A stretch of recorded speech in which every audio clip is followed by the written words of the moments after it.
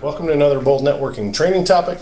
I'm Robert Johnson, the founder of Bold Networking, and I'm here to share with you maybe something a little off from our normal beaten path. What I want to talk to you today about is high performance sleep. Now, even Hannah was kind of scratching her head going, Robert, why sleep?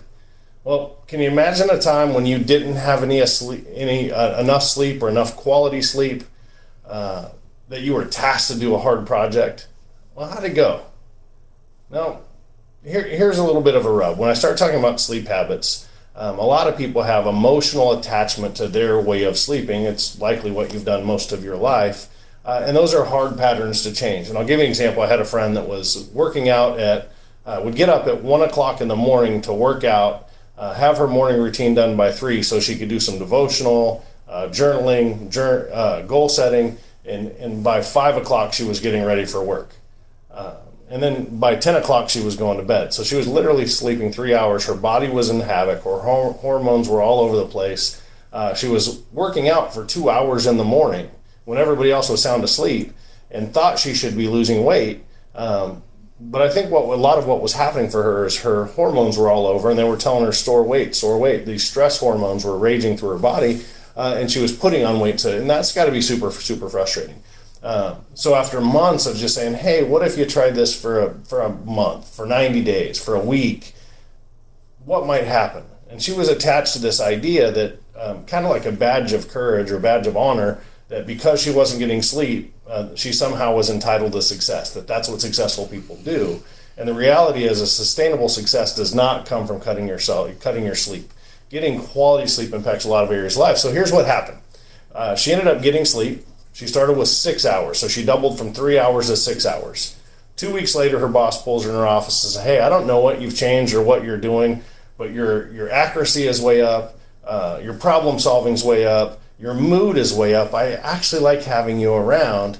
And I'd like to tell you the story had a happy ending, but patterns and routines have a way of re-implementing ourselves if we don't install systems and processes around that. So not even a month later, she was back to 3 hours of sleep because she felt she was missing out on all the other stuff. So even though all of the other indicators said, hey, you're likely going to be more successful by getting sleep, that emotional need to feel like she was, I don't know, getting ahead by not sleeping while everybody else was sleeping, she was doing. Well, the reality is she was tearing her body apart one night at a time.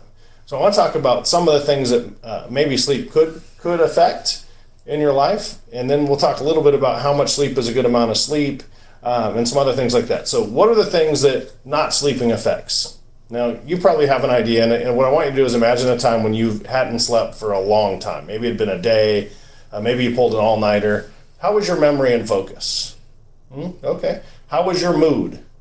Now, unknowingly, you were also affecting your immunity system, and oddly enough, immunity to viruses. So reacting to the common cold and flu are impacted by lack of sleep. Our blood sugar, blood pressure are both negatively impacted, and that could lead to things like arterial disease, strokes, heart attacks. Bad news for everybody, sex drive goes down. Long-term goes down. The impact on our hormones and the resetting of our endocrine system, fancy word for hormone system, is dramatic. And then the other thing is just cognition, and if you're already falling asleep, that means thinking.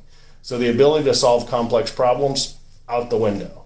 In fact, we go into a little bit of a survival mode from all of the stress, and all the complex thinking for the most part is out the window. So those are some of the things that could negatively affect, and likely you've experienced some of those, if not all of those, whether you knew it or not.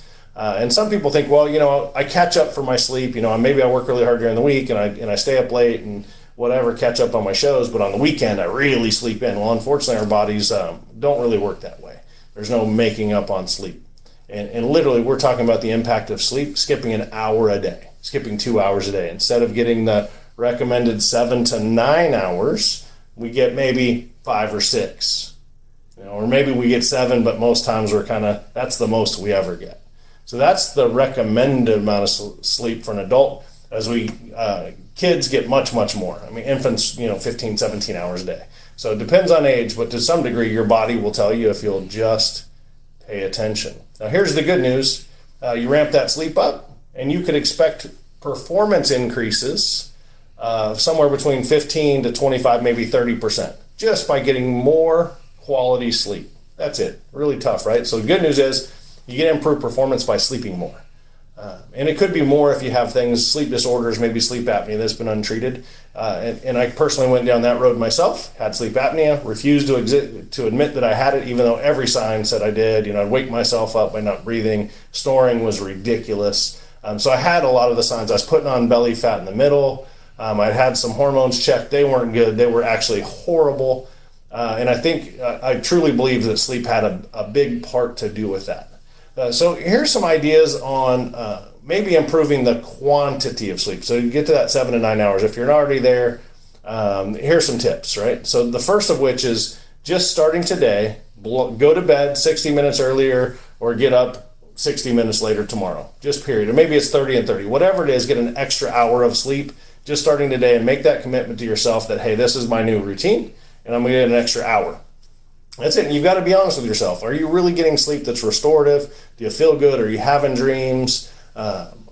In the next day, are you drinking a pot of coffee just to wake up? Are you pounding energy drinks or having to take naps? Just be honest with yourself and give yourself permission to self-love, self-care, and be a high performer by getting the sleep you need. Some things that go into that, something you might not like if you do a lot of it, is no napping. No napping upsets the biorhythm and why it feels good. Once you're getting restorative sleep, you won't feel the urge as much to get naps. Here's another tough one, really tough for me, is no screen time. We're screen free an hour before our scheduled bedtime. That's it, screen free. So no cell phones, no TV. In fact, if you want, do things like get an old-fashioned book and turn pages. That'd be kind of fun. Meditate. Take a cold shower, those kind of things, those are all good. And we'll get to some more of those things. Let's see. Have a consistent routine. Consistent routine would be amazing, right? So your body gets used to it. Just like if you've ever raised children, they react well to having a consistent routine. So do we.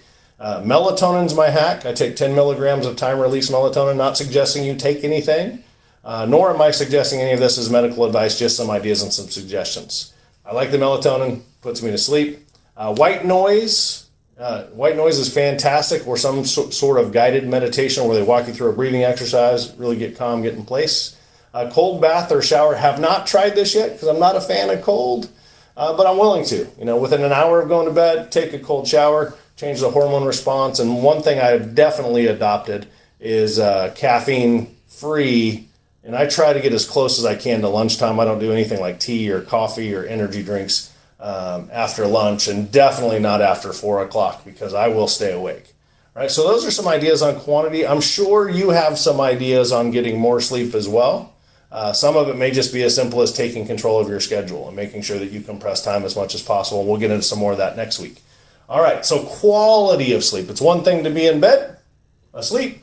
It's another thing getting sleep. Now, I'm sure you've had those nights where you were asleep, you got plenty of time in bed, but you woke up and you weren't really rested. I've had plenty of those, especially when I was struggling with sleep apnea, and even when I refused to use my CPAP machine because it's wicked uncomfortable to get used to. But I had that where I got the sleep, but I didn't get the rest.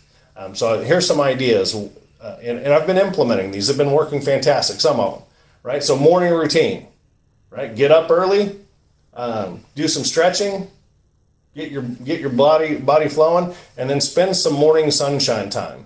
And what I do is I do a power block or a focused sprint, and I'll work for 50 minutes, and I'll take 10 minutes and take a lap around the block.